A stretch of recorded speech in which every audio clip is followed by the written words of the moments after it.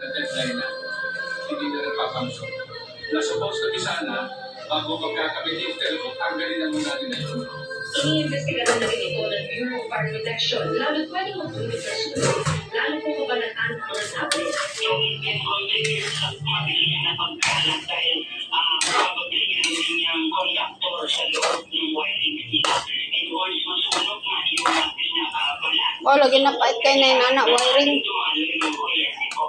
Dahil hindi lang naman ito problema sa Taguig, isasama na rin ang issue sa susunod na agenda ng Metro Manila Council. So, binansan na ipasa na sa San Juan City, nagtakda ng mga regulasyon para sa mga isinasabit ng mga kable ng mga telco. Napag-usapan naman namin ito minsan sa MMC at nagkasundo nga naman pong mga mayors at kanilang mga representatives na sa kanya-kanya mga lusudunan ay makipag-ugnayan sa ibang telco. Ang Meralco patuloy raw na nakikipag-ugnayan sa mga LGU